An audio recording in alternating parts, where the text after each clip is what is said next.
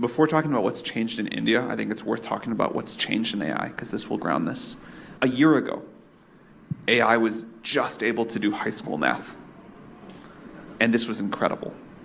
AI could do a very good, not an excellent, but a very good job at high school mathematics. And people couldn't believe it. And I was in India, I was speaking at an event like this, and I was talking about it. And it had just happened. People genuinely felt wonder about it. They're like, this can do what an 11th grader can do. This is amazing. Because only a couple years before that, AI couldn't really do any math at all. It couldn't do grade school math. It was struggling with that. By last summer, it was competing at the hardest mathematics competitions we had in the world and doing okay. And last week, there was a new thing called First Proof, where mathematicians put out 10 research problems that were the solutions to which were not known, and took our best mathematicians, the cutting edge of research, new knowledge to figure out because it hadn't yet been shared. And I believe our latest AI got 7 of those problems right. So AI has gone from doing okay at high school math to being able to do new research level mathematics, figure out new knowledge. It's also happening in physics. And this is an amazing change in a year. We've gone from AI that could do what we expected a very smart high school student to do, to pushing the edge of human knowledge. So that's change number one. The other change is that AI has gone from being able to write a little bit of programming to completely changing what it means to be a computer programmer. Last time I was here, people were amazed at these sort of autocomplete tools for code.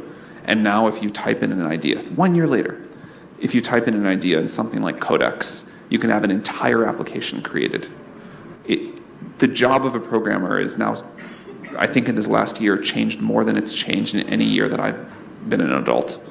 Codex is India is our fastest growing market for Codex, so especially what's happening here, to get to the next part of the question, is really amazing.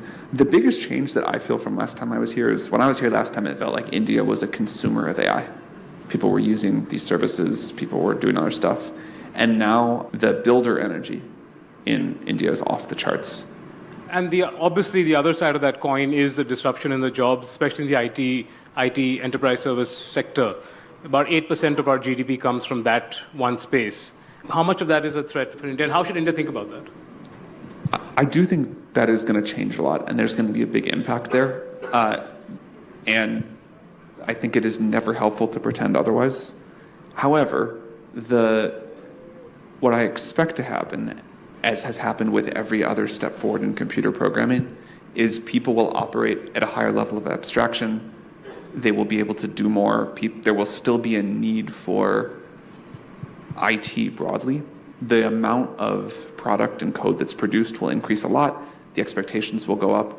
But I think as long as the country and the companies that do this adapt quickly to this new world, there will be plenty of new things to do. I'm not a jobs doomer in the sense that I don't think there will be jobs for people in the future. I think there will be a lot of jobs. Every technological revolution has panicked about jobs going away, and every technological revolution has found new jobs on the other side. The promised leisure has never happened. This idea that we all get to go on permanent vacation, it's never quite worked out. I don't think it will. I hope we get more in that direction. But our desire to be useful to each other, our desire for more and better stuff, our desire to express our creativity, we never kind of reach the end of that. I think there is no natural limit to that. There's a whole big universe out there to go explore if we can figure out, space travel or whatever. I don't know where it's going to go. But I do think clearly things are going to evolve fast, and you have to be on the right side of that. The main things that come up with political leaders are infrastructure, jobs, sort of fair distribution of benefits, and safety, broadly speaking. And the proportion of those is different in different countries. And also the level of focus on the upsides versus the potential downsides is different in different countries. One version of this that comes up it feels like almost every conversation I have socially is, what should my kids study for the future?